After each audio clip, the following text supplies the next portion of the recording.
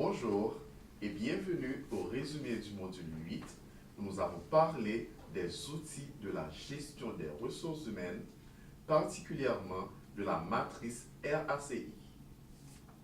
Nous allons débuter avec une réflexion.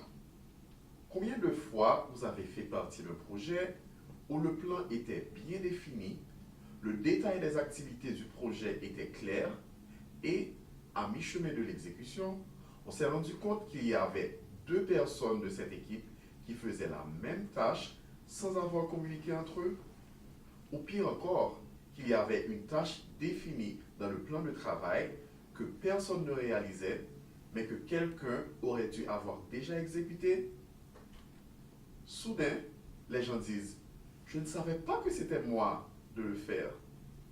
Il arrive souvent que, même après avoir défini les activités à livrer dans notre plan de travail, les membres de l'équipe ne voient pas clairement à qui ces activités sont assignées, qui est supposé les réaliser, eux ou quelqu'un d'autre.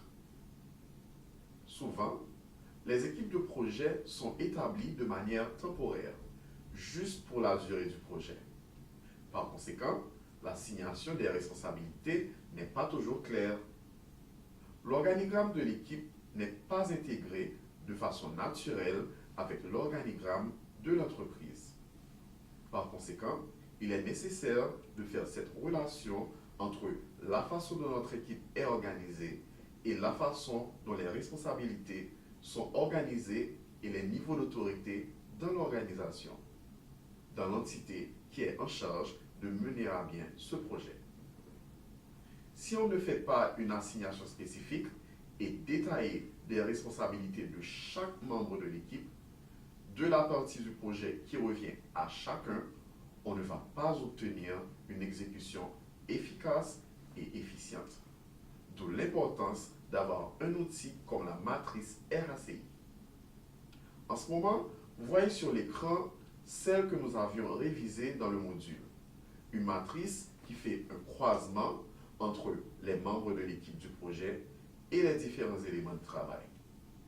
C'est important que ces éléments de travail, c'est-à-dire ces activités à livrer, proviennent directement de la SDT, c'est-à-dire de la structure détaillée du travail qu'on a vu au module 2.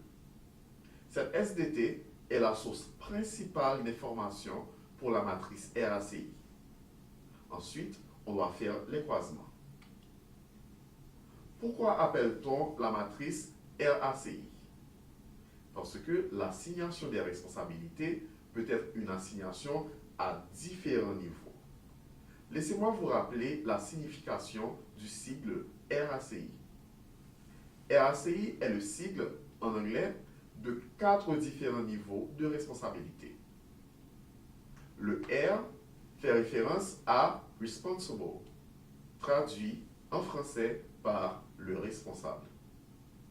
Normalement, la personne assignée comme responsable est la personne en charge directement de l'exécution de cette activité. Presque toujours, c'est la première assignation qu'il faut faire dans nos activités. Le A, qui est un niveau immédiatement supérieur de responsabilité, en anglais accountable, traduit en français par celui qui approuve.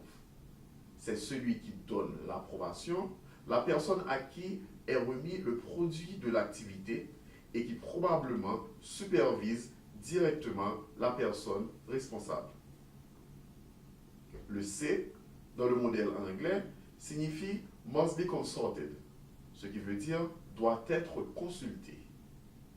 C'est-à-dire la personne à qui on demande son opinion, qui doit donner des informations par rapport à l'exécution de l'activité qui sont indispensables pour obtenir le résultat final.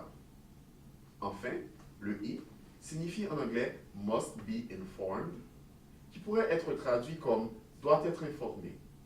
C'est une personne qui doit recevoir l'information, par exemple, qui doit être notifiée de la date de début de l'activité, de la fin de l'activité, et qui doit donner en échange un autre type d'information. La matrice RACI définit donc ces 4 niveaux de responsabilité. Pour un projet de développement dans une organisation ou une entité publique où vous travaillez, ces 4 niveaux seront probablement utiles. Ou probablement, vous pourrez définir 4 autres niveaux différents.